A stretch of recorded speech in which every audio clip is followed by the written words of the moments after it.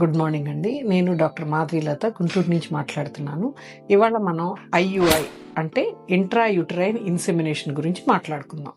ఈ ఐయుఐ అనేది స్త్రీకి అండం విడుదలైనప్పుడు స్కానింగ్లో ఫాలిక్యులర్ స్టడీ అంటాము. దాన్ని చూసుకొని అప్పుడు హస్బెండ్ సెమెన్ కాన్సన్ట్రేట్ చేసి దాన్ని లోపలికి ఇన్సెమినేట్ చేయటాన్ని ఇంట్రాయూటరైన్ ఇన్సెమినేషన్ అంటారనమాట. అప్పుడు ఏం జరుగుతుందంటే ఈ ప్రాసెస్లో తీసుకున్న సెమెన్లో మంచి యాక్టివ్గా ఉన్నటువంటి స్పర్మ్ కణాలు ఏవైతే ఉన్నాయో వాటిని బాగా ఇంకా యాక్టివ్గా చేసి అండ్ డెబ్రిస్ అంటాం అనమాట. అంటే కొన్ని బాగా యాక్టివ్గా ఉండేటట్టుగా లోపలికి ఇన్సెమినేట్ చేస్తాం.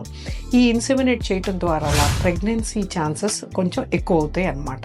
అంటే ఈచ్ ఐయుఐలో 10-15% సక్సెస్ రేటు, కొన్నిసార్లు 15-20% వరకు ఉండొచ్చు. కాబట్టి ఇది ప్రాసెస్ అంటే ఈ ఐయుఐ ద్వారా ప్రెగ్నెన్సీ కొందరికి ఫస్ట్ సైకిల్లోనే రావచ్చు, ఇంకొందరికి టైం పట్టచ్చు. కానీ ఇక వేరే ప్రాబ్లం ఏం లేకుండా ఉన్నప్పుడు ఈ ఐయుఐ కనీసం 4-6 టైమ్స్ చేసుకోవచ్చండి, డిపెండింగ్ ఆన్ ద కేసు. ఇక అప్పుడు కూడా ఫెయిల్ అయితే వేరే కారణం చూసుకొని ఐవీఎఫ్కి వెళ్ళాలా, లేదంటే ల్యాప్రోస్కోపీ ఏమన్నా చేసుకోవాలా, ట్యూబ్స్ ఇవి కూడా చూసుకోవాలి. కానీ ఐయుఐ ప్రాసెస్ ద్వారా ప్రెగ్నెన్సీ రావాలి అంటే కంపల్సరీగా స్త్రీకి మాత్రం ట్యూబ్స్ బాగుండాలి. ట్యూబ్స్ బాగలేకపోతే ఐయుఐ పనికిరాదు. మీకు ఐయుఐ గురించి ఇంకేమైనా డౌట్స్ ఉంటే కామెంట్ బాక్స్లో పోస్ట్ చేయండి.